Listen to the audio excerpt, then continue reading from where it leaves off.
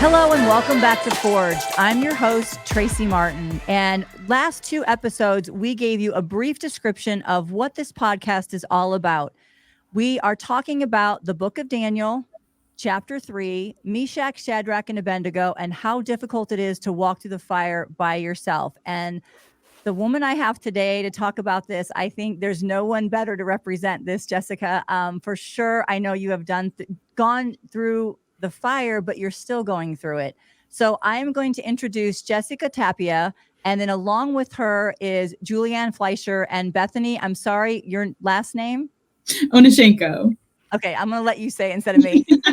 Anyway, we are all here today to talk about Jessica and honestly what you've done in your journey of bringing awareness to what's going on as a teacher. And we're going to put all kinds of great show notes in here to kind of lead people into this. But until then, I would love for you to kind of let people know a little bit about yourself, where you are in this journey, and a little bit of background on you're a teacher from LA. And I know that you were tested. You were tested on your values and your morals and your walk with Christ, and that you were not going to step aside from that. And I love that story. So I'm going to let you dive in on this one. Yeah, Tracey, thanks for having me on. So I live in Southern California. I always have. I went to California Baptist University. I got my bachelor's in kinesiology. I love anything surrounding health and fitness. After getting my bachelor's, the Lord made it really clear that my gifting was in teaching. So it just made sense for me to go back to school, get my teaching credential in physical education. I also got my master's in education, and he opened up a door right back at the school district I attended as a child, and met my husband at the high school that I was actually fired from. So that's a little bit of background on how I got started in teaching. I'm also a wife, like I said, to my high school sweetheart, a mother of 3. And I was in my 6th year of teaching when things really came to a halt and these red flags came up. And I guess you could say I really came to like this fork in the road where it certainly felt like I was having to choose to continue to do whatever I was called to do to keep my teaching career or to continue to follow Christ.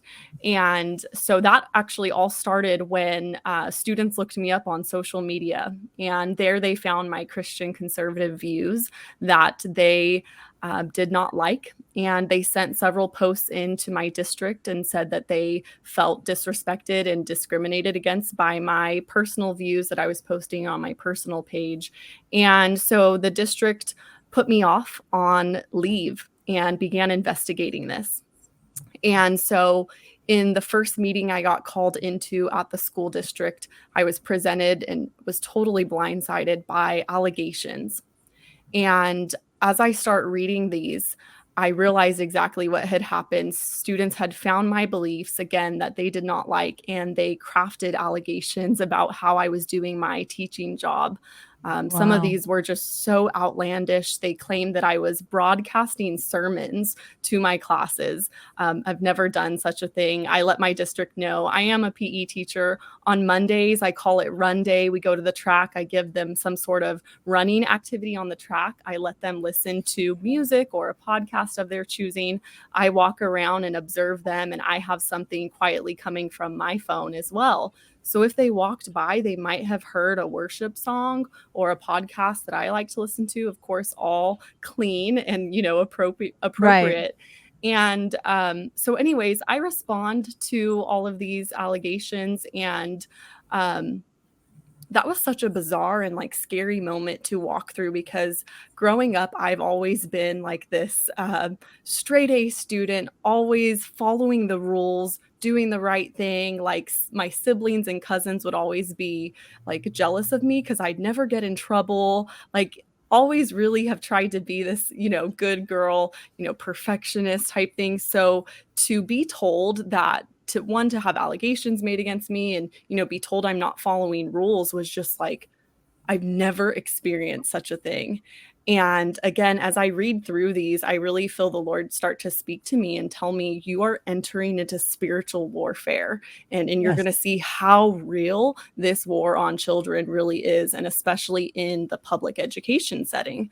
So, I just start to armor up as best as I can.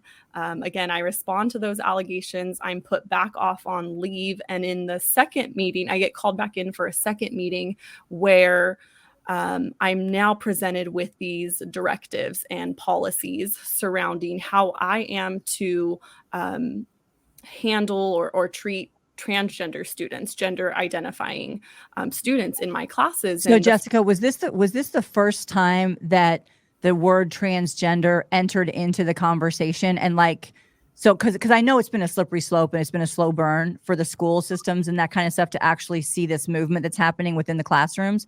Was this the first time that particular conversation around transgender actually entered into the conversation?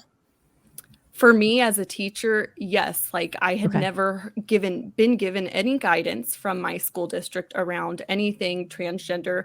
I had never had any training, and they give out several trainings, at the beginning of school years to teachers, nothing like that. So it was just all of a sudden, what I had been seeing on social media or in the news headlines became real in an instant for me. It was knocking at my door, and it was quite an experience. And so in that second meeting, this is where I learned of the directives I was being asked to follow in order to keep my job. So number one, I was to refer to students by their preferred gender or pronoun. So I immediately start to just feel the conviction, because again, when you really look into that is going along with the lies and confusion that a child is dealing with around who they really are, who God made them to be, male and female in his image. And so, start feeling convicted there, and it gets worse. They vocally let me know, this one was not in writing at the time, but that I would have to withhold that information from the students' parents. And that really stopped me in my track. And I looked at the assistant superintendent dead in the eye, and I was like, are you asking me to lie to parents? And he said, yes, it's for student safety and privacy. And I'm just feeling confused. And I know confusion is not from the Lord.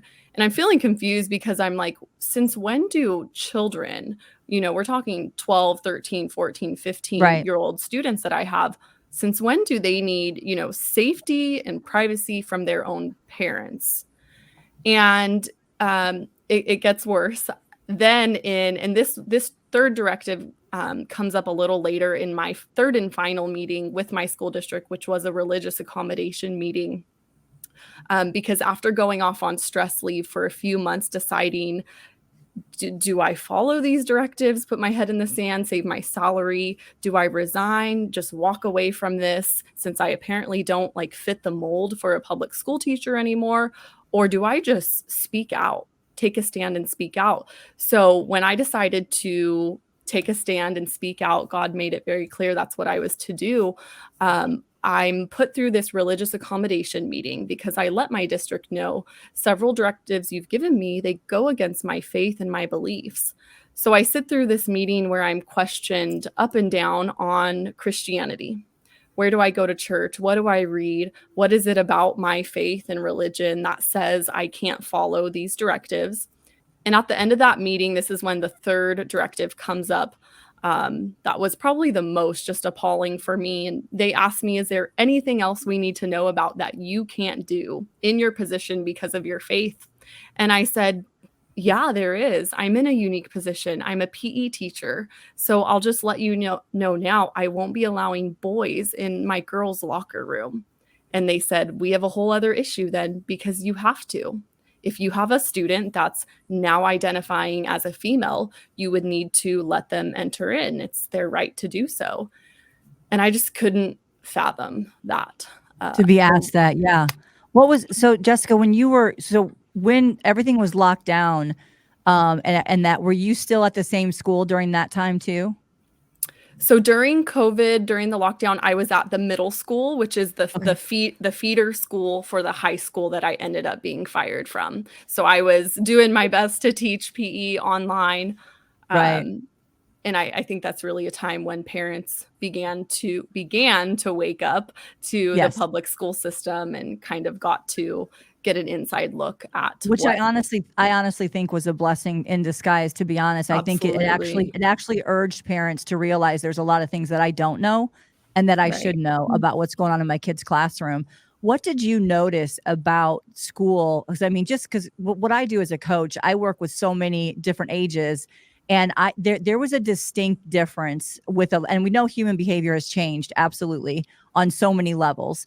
But what did you see differently, whether it was the students, whether it was their skill set, or even just their communication level when they came back into classroom full on every day? Did you see a difference in the behaviors of a lot of the kids in the classrooms? Yeah, I would say, looking back, they seemed more withdrawn, Mhm. and I think that's because they had just spent, how much time Right. interacting with, like, living through, a screen. Right. And probably if they weren't, doing their schoolwork via a computer, they were then on, a tablet or a phone. And so that, connection piece, that personal human connection piece, I started to see, really diminishing in students, which was really, really sad. Sometimes it felt like as I was trying to talk to them, it was just like, "Are you guys in there?" Like it Yeah. was just like, "Hello, wake up." Yeah, I Um, noticed it too because the isolation factor for so many kids that during that time of they're supposed to be building all these different, executive functions within their own life that they just didn't have. I noticed a lot of kids lost their study habits, they lost their connection of communication. And you're right, the whole thing with the device, which my mind always goes to, I mean, I believe as you do, we're in a spiritual battle for sure. I also believe that our children are the target, and I also believe that whenever they came back and they had been, glued to their devices, and that's when TikTok blew up, as we know, which is a mhm, massive influence in this, younger generation.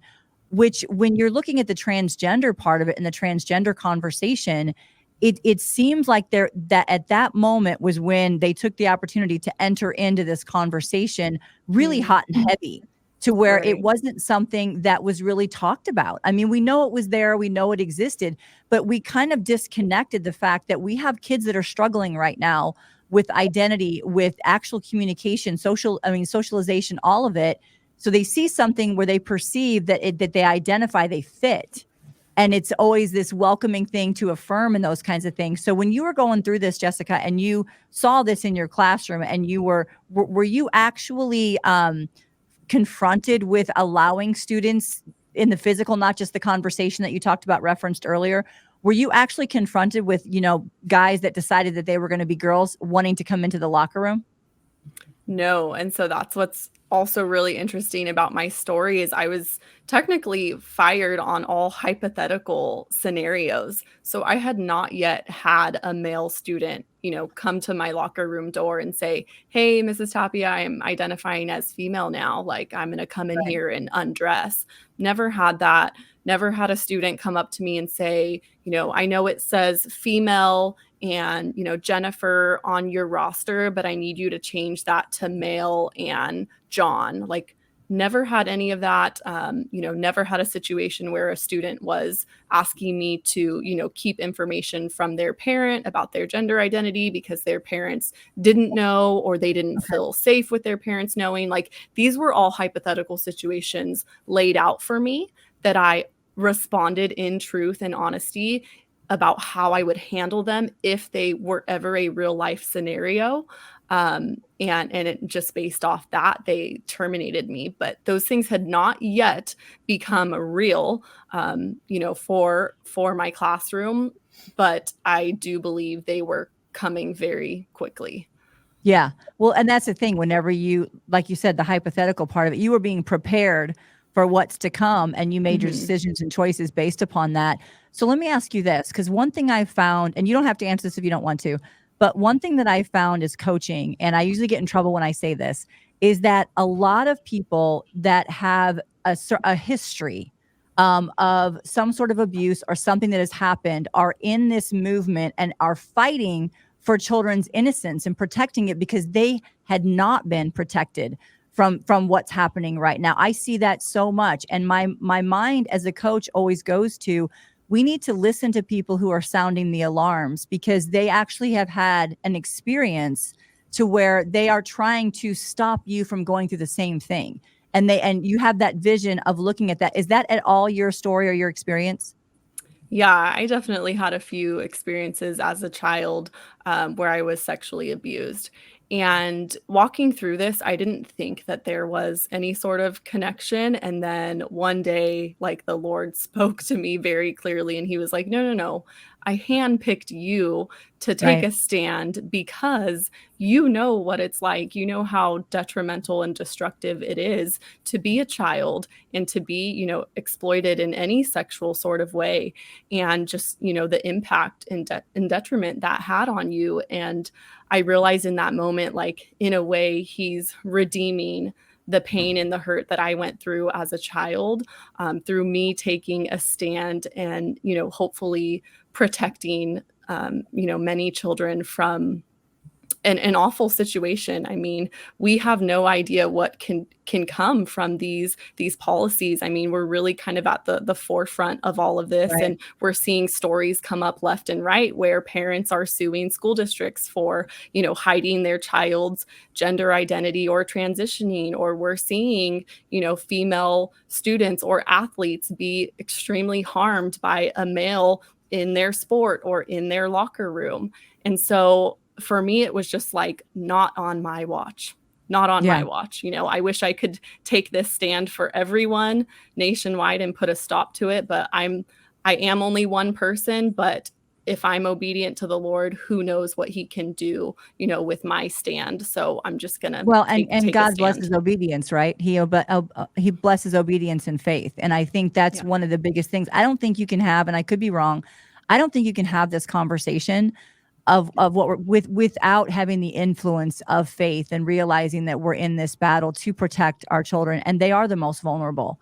And Yeah. what I see, because I see it firsthand too with my coaching and what I do all across the country, and this is not an isolated cases either. This is happening on such a insidious level that people, because it doesn't affect them, they Mhm. don't believe that and this is my biggest thing when talking to people. And I'm so grateful, Jessica, that you are taking this on, because I agree. I believe that God prepared you and he chose you for this, because so many people might feel the way that you feel, but they're not convicted, and Mhm. they're not going to take a stand, which is why, again, it's walking through that fire of life and realizing that. But I find that so much with women that take these hard lines and these hard stances of not on my watch, because they have experiences and they Yep. see that. And those types of sexual traumas, they don't go away. And I don't think people are realizing that the generation right now that is being preyed upon by these movements and this trans movement and the LGBTQ and all this kind of stuff, it does. I get DMs, which I think are interesting, where they're like, you're causing a problem, you're this, you're that. And I'm like, disobedience sometimes is obedience to God. Mhm. Right. And I do believe that that's part of what we're talking about here. I do believe that it's like the civil discord of, I'm going to push back on your movement because I can see the consequence. So do you, when you first felt this, and I know it was probably a visceral feeling for you, especially what you've gone through, when you first felt this, when was the moment to where you said, basically, I can't let this go. I'm willing to lose. And then I'm sure your husband was supportive and your family. And I'm sure maybe you did maybe get some obstacles in that, but you actually thought, even if it's just me and God, I'm going to Yeah. take this stand. Yeah, I literally said, "This is the hill I die on." Good. And I just emailed. I was actually on stress leave. again, trying to decide what's the, right decision to make in this situation. And it was really hard. And, Satan was really, really attacking me during that stress leave and trying to convince me, no, this is the right thing to do. And, justifying this option. And, I really, really had to get alone with God and, look to his word, which is where we find the truth and where we find instruction to how to live our life. And, seek good, wise counsel from, people who are filled with the Spirit and just, prayed over me. And then it just became really clear. Again, it says in the word that we are to expose what's evil, Yes. cling to what's good. We're even called to abhor what is evil. And, looking at these directives, they're evil. They're evil for children, for parents, and even, for myself to ask me to forego, my convictions and beliefs and, personal faith for the 8 hours, that I'm at work. So I just, simply spoke out. I just made the decision. This is the hill I die on. And I know that once I'm obedient in this, like the Lord is going to take it from here. And one of the last couples who prayed with me actually said, we just made him mad. Go ahead. actually said to me, Jessica, this is going to be your story. Like God is going to use this story far and wide. And I'm literally on the phone with this couple, laughing, like Sarah laughed when she was told she was going to have a baby finally. Like, I'm like, there's no way I'm ever going to share this story to the public or on a stage. And literally that's what God has me doing now. So it is just, it's so incredible when we just take our hands off the situation, just simply obey and have faith that God's got this. And as you're walking through this though too, Jessica, I think that one of the things I love when I coach young people is I always tell them that what you have to go through is meant to grow you. You are becoming the person that God has created you to be. We just get stuck sometimes in the difficulties of it and in the obstacles of things to where it may feel a little bit tough. It may feel challenging for us. Mm-hmm. And I think that when you look at it and realize that when you can kind of connect the dots of your life, which I think is what you did, you're like, okay, wait a minute, I understand now. This is my message, because the messenger does matter, right? I think whenever you've got people who may feel the way that you feel, but they're not quite there. And I meet so many incredible women and parents who basically say the same thing that you said, I'm going to die on this hill, because you have such conviction. We don't have people who are convicted on this anymore. So many of them are like, well, let people live their own life and do their own thing. And then the whole self-help industry has really messed with people on, well, you should be able to do whatever you want to do. Well, no, there's consequences whenever you're lied to and you're being deceived, especially with the identity of who you are sexually and how God created you to be. Mm-hmm. I think that's the biggest thing. Your language in your school, what do you think? And I know you haven't been back for a little while, but before you left, what was the students' conversation around this? Can you share that? Around transgender? Around the whole transgender and the girls in the locker room when you're not on my watch. What was their conversation like? I never heard any of them speaking on this.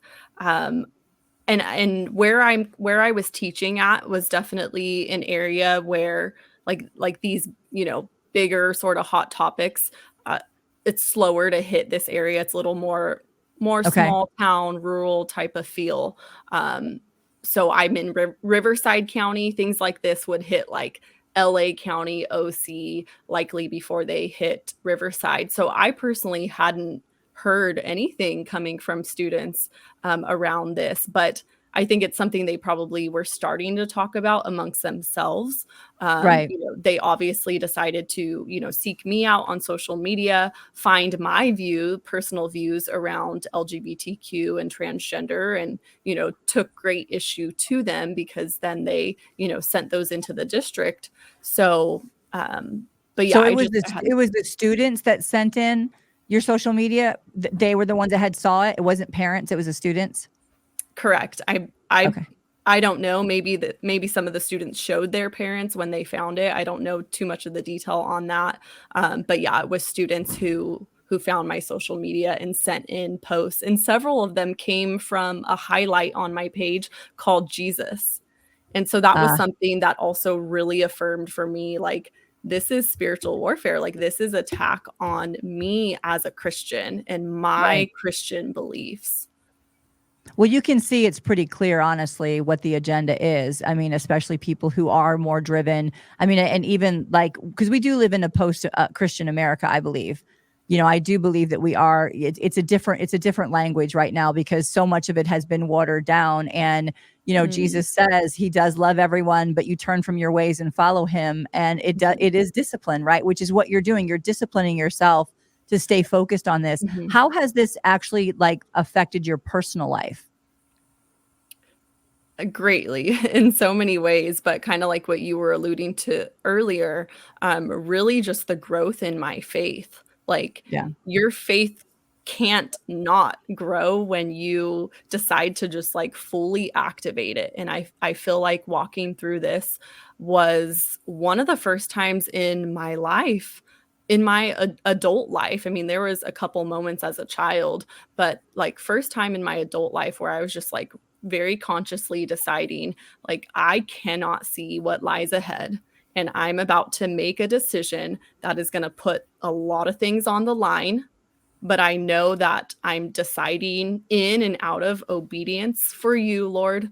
And, you tell me that you will provide, and you will protect. And, you'll take it from here if I just take up my cross and follow you. So, I would say that was the first time, like, I really did that in my adult life, and my faith was just fully activated, Yeah. and I know that it was too because, I felt that peace that surpasses all understanding that the Bible talks about in Right. times where, like, I should not have peace because You should be chaos. It should be every month chaotic. we're, like, scrambling for where we're gonna find our mortgage payment, Yeah. and, I'm at the grocery store, like, swiping my card with my heart racing, like, hoping I didn't go over the amount of money I need for groceries. Like, I'm in situations I've never been in before, just uncomfortable, because of, the stance that I took and losing my job from that.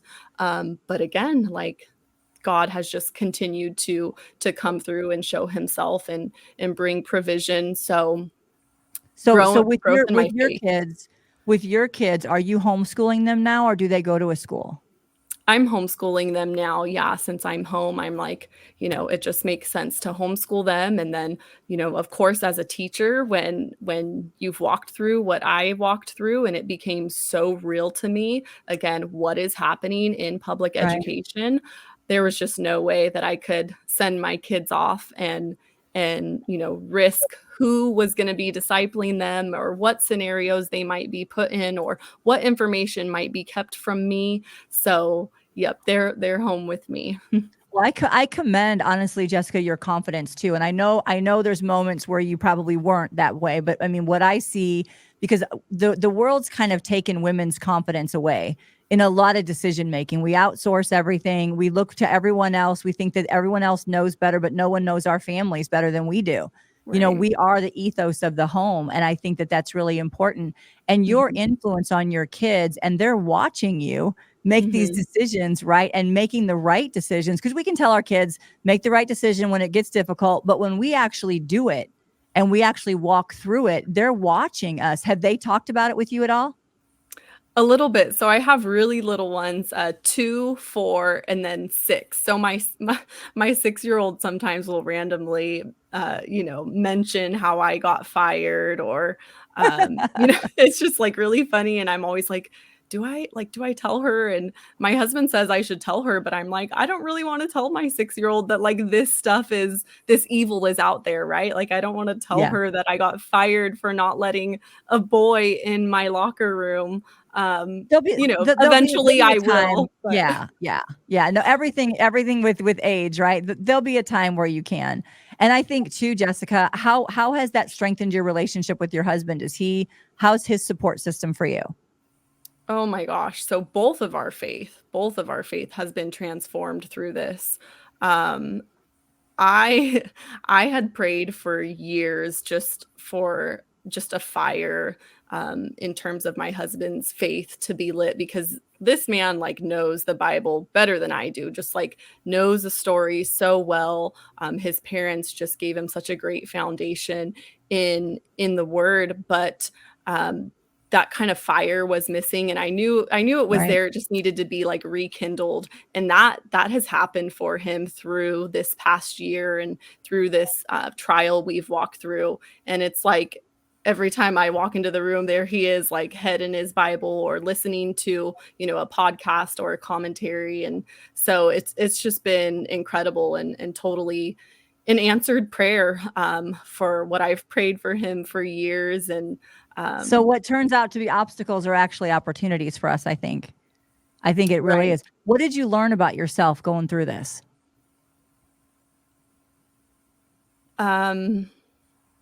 That I can do, hard things, when I truly believe that he is my strength, and that when it gets confusing, again, that's not from him, and I can go to the word and he makes things clear there for us. Something I was trying to do and I caught myself in is trying, in that stress leave, just discerning what I was to decide to do next. I wanted to like look to everyone around me and, hey, what do you think I should do? What do you think? What would be Right. the right thing to do? And even Christians that I respected were saying, do whatever I needed to do to keep my job. Oh, And I wow. think they were coming from a good place because they knew me and they wanted me to Jessica, you should be. have asked me. I didn't know you then. I know. Go ahead. I'm teasing. And again, I think they were coming from a good place. They wanted me to be back with my students. They wanted me to just get back with my students. They knew my students needed me. They wanted me to keep my salary because they knew, how much that was needed for my family. Right. And yet anytime I would get that advice, it didn't sit with me. And Mhm. I still felt confused. And so again, I had to get to this point where I had to just like check myself and say, why are you asking everyone around you, what you should do? Like, go to the Lord, go to his word, and he will make it clear. So Yeah, I, which is why I meant the confidence level, right? It's like eventually you do find confidence in Christ in your decisions. Everyone Mhm. else is going to give you an opinion, which is fine. Right, I mean, it's right, fine to have those and we can take those in and, kind of wrestle with them a little bit or discern through whatever they're going to tell us. But at the end right. of the day, you know what you know about your choices Mhm. and your decisions. And the Mhm. confidence level, I think, in today's world, especially to make these really hard decisions, is something that I don't know how people get through this without a relationship with Christ, because it's like when things get tough, where do you go? If you go to another person, they're still dealing and they can support. So Yeah, don't, I mean, there's nuance there, right?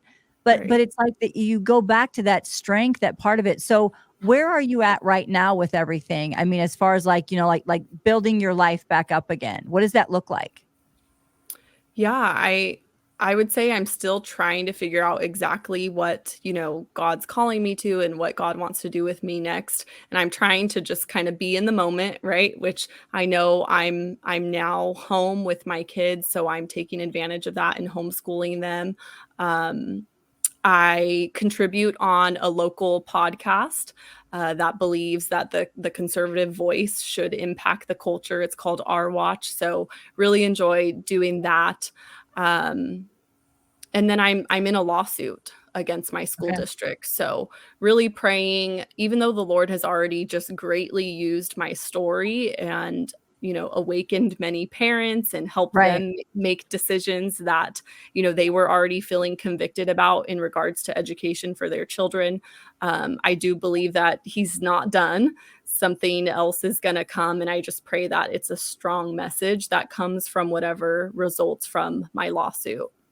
No, and I think too, I think what you just said, it's like there's an opportunity here for so many things, not just Mhm. what you went through, but I think you teach people too to actually have a conviction in their life, because I think what's the saying that, if you don't stand for anything, you'll fall for everything, Yeah, so and true. I think that's very true. And I think we were all tested over the last few years to decide, I don't like, I believe the division is by design. I believe that because at the end of the day, we all want the same things. We all want our family to be safe. We want them to be healthy and happy and, nourished and all those kinds of great things. But I think that there is a nefarious part of it. So where you're at in California, what do you feel?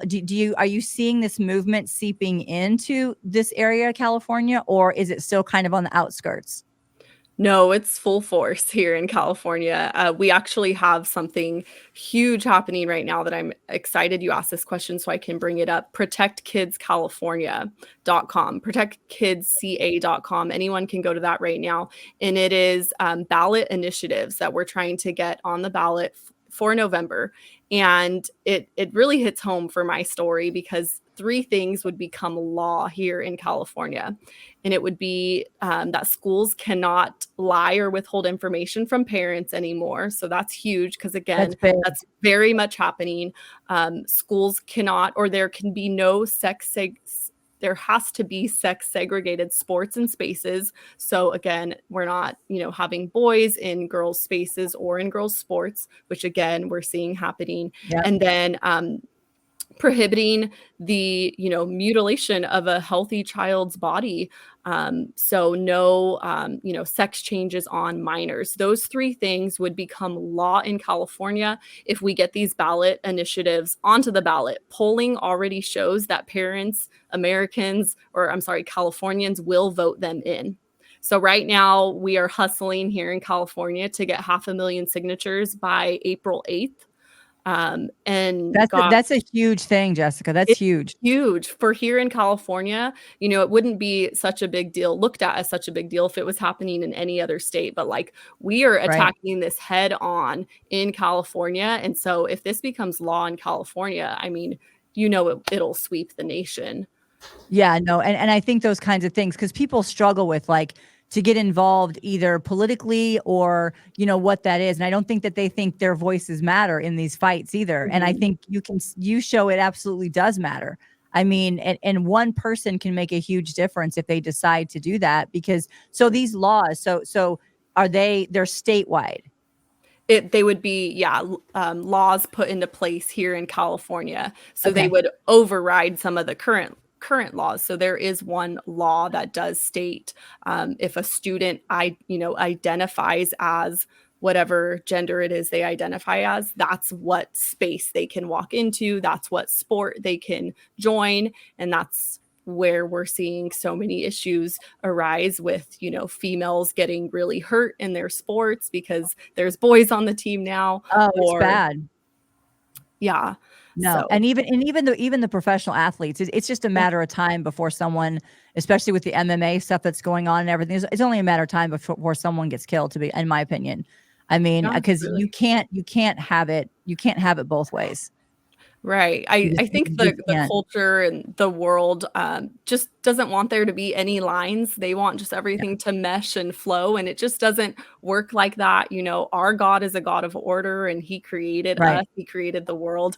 And there are firm lines, but we are the ones who have to hold them.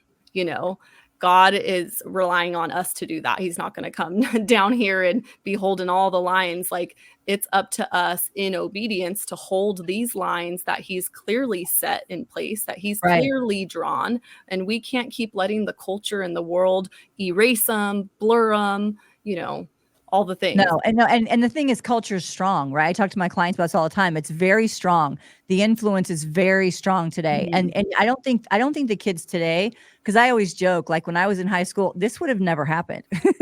We would have been like, yeah, no. I mean, and even whether you had a belief in Christ or not, you just look at this as, no. And then you have the moral part of it, right? The moral compass part of it. Like, even if you don't have a strong faith, you are a predator towards children. This is absolutely, and I have debates all the time with people because, again, it hasn't touched them, right? It's like, well, I don't see it happening, so it can't be happening at the rates I'm hearing it about. I'm like, it absolutely is. And it's I always use the metaphor of the frog in the water, right? So where, you throw a frog in and you turn the heat up, they don't jump out.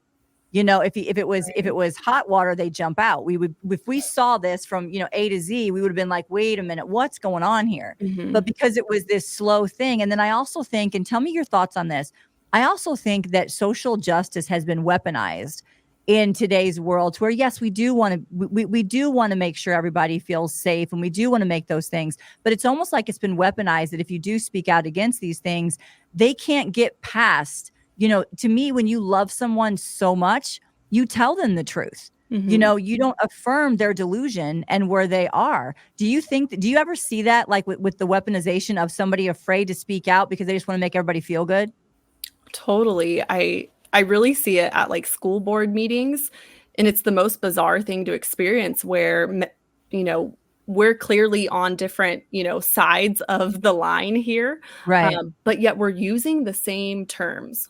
We're all Yes. saying we want safety for our children. We're all saying we want to protect parental rights. We're all saying we want our students protected, but it's like, hold on, we apparently have different definitions of what safety is and what protection is, because I don't believe it protects children, again, to let the opposite sex into their changing space, where Right. potentially females are fully undressed getting ready for swim team or water polo, and there's, teenage boys in there. Like, it's just like, are you really like, is this really processing through your mind? And No, it's not. It's not. And not only that, I think it goes back to the definition of safety, right? And who are we protecting? Which a Mhm. long time ago, the one person that had the delusional thought, we looked at that, and I know we've normalized the word mental health to where I think it's just thrown around like anything, But there is a process here that you have to look at when somebody does look at that and it's not reality. I mean, Mhm. you were born a man. The fact that you believe that you think you are a girl, that is a delusion. It's Mhm. not reality. And people look at that and think, oh, well, if you don't tell them that this is their reality, you're not protecting them. And Mhm. that's where I think what you're saying, it's like when you go through and the school boards, protection is protection. It's very clearly defined. You protect somebody from harm. It's Mhm. the same thing when the doctors take a Hippocratical oath, right? To do no harm. Well, we saw plenty of them doing harm with their decisions making over the last 4 years to a lot of people and a lot of families. But people Yeah. then twisted that and said, no, they're actually protecting other people. So where's the crossroads at, you think, with this? Like, if you're sitting in a Yeah. if you're sitting in a school board and you see this kind of stuff and you see we're clearly looking at this completely different. Yep. Is there a way that we can seek to understand, or is this literally just there's just no way to get past this? Yeah, you know what? This was kind of actually like an epiphany I had maybe a couple months ago, like this exact question you're asking me, because I was like, what is it? Like, what is the big core difference here that's keeping us from seeing these things, in the same light? And I was just hit with the word eternity.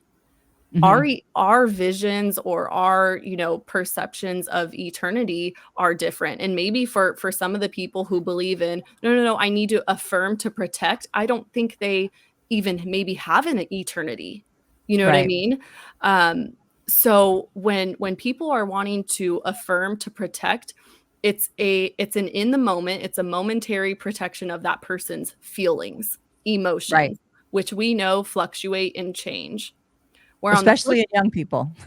Yes, exactly. So then on the flip side, coming from my standpoint, when I'm, standing to protect children and bring safety to children, it's not just in the moment, it's for in eternity, for Right. lifelong protection, because as we've seen with many detransitioners, they were given so much affirmation in the moment of their confusion that they ended up going full force, getting the surgeries and all the things, just for a few years later to be in Yeah. They total made a regret, mistake. to Right. realize they've destroyed their life, they've destroyed their future, and, to wish that maybe just one person would have just said, "Hey, hey, let's take a moment here." Yeah. You know what I mean? And so Well, and you I have to ask your question why those voices are not being heard within this movement when you do have people that are saying, "Hey, I went through this." And that's why I said I love going back to the first part we talked about. When people have had experience,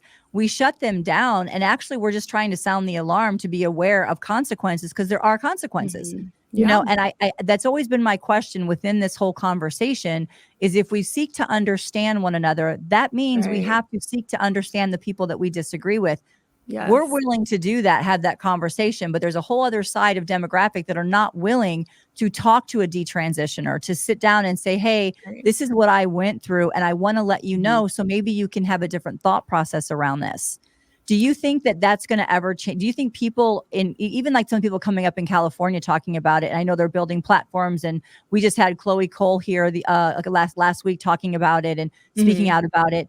Do you think that that we'll ever get to a place where we can have these conversations openly, to where we can actually because it's a social experiment as far as I look at Mhm. it. I Yeah. mean, and I think we have enough data that it's not doing too well. You know, I mean, it's just our kids are paying a very heavy price. So Right. do you think whenever you speak, do you hear from those kinds of people as well that are trying to sound the alarm from that actually have gone through that and detransitioned? I think their voices are definitely being amplified and they're being supported, but again, within a certain community. There's Right. then this whole other community that at one point maybe supported them and then totally abandoned them when they became a detransitioner. So again, it's like, hold on, you claimed that you wanted to be inclusive, you claimed you wanted to protect, you Right. claimed you wanted safety, but then the second this person, changes their mind and realize they've made a bad decision, you abandon them. So, I mean, I would hope that the people who have differing views than us would be more open-minded to the truth of what's happening here and take a deeper dive when it comes to a child with this sort of gender confusion. I came across a story the other day that just rocked my world because it was an anonymous post on a conservative teacher page on Facebook, and the aunt was posting anonymously about her niece who was starting to transition, starting to take on all these boy features and wanting to be addressed as a boy at school. But they decided to put the little girl, and she grew up with only like boy cousins, and she was an only child. And they decided to just put her into therapy before they just start affirming this. Well, it turns out she was being molested by her grandfather, and It's always the case. she thought that becoming a boy would protect her, that she wouldn't be Exactly. molested because she wasn't seeing it happen with her male cousins. And I'm like, stories like that, just like they fire me up, but they also, affirm the stand I've taken in this because Yes. I don't want if I would have affirmed a child, in their gender confusion, that means would have actually been affirming that deeper root issue, Right. affirming that molestation. I would never want to do that again. Like I've been there, I want to get to the root cause. I want to truly help, these children Well, truly what you said, find. Jessica, it's the root cause. It's the root. We're not willing, but that's our world today, though. We just treat symptoms. I don't care what industry you're Mm, in. We're treating the symptoms. yeah. We're not looking at the root cause. And I'm telling you, I find that more often than not, that has been the root cause of a lot of these things, Yeah. and nobody wants to talk about it. I had a woman Right. the other day kind of came after me on a post I did. Come to find out, she came from that background of sexual molestation as well. Wow. And she's, I don't know how old she is now, but she's got to be maybe in her 40s. And she's lives across the country, so I've never met her in person. But it's like, you have these conversations. I'm like, these are what we need to talk about, because Mhm. it's not just the surface conversation, because we're never going to get back and actually remap somebody's trauma and somebody's thought process, and that's Mhm. going to be perpetuated from every decision that they ever make, Yeah. including something so detrimental as you alter a life. I had a young girl the other day that said when she heard about puberty blockers, she said she thought you could pause it. This is what she's being told. And I think she was 16. I'm like, you can't. You just Mhm. can't do that. They're creating patients for life. I mean, I think that's Definitely. the other part of it we have to look at. I was on a call the other day with a couple doctors, and they kind of broached the subject of, we haven't even seen, the worst part of this is when all these kids Right. get to a point and Right. say, my parents didn't protect me. This is what's happening. This is where I'm at. And you have a whole nother set of issues at that point and challenges with a whole generational population that bought into it. I Right. think I think that's the hard part. So will you ever go back into teaching publicly, or will you stay just, as far, I know it's probably a loaded question, but, to stay kind of where you're at and what you're doing? Do you still feel the call to serve as a teacher? Someone, I get so many trolls and, haters to my page, and they like to remind me that I'm no longer a teacher. And I loved it. You are, it just looks different. Yeah, a few people have commented and really uplifted me and said, no, like, you never stopped teaching. Your students just changed.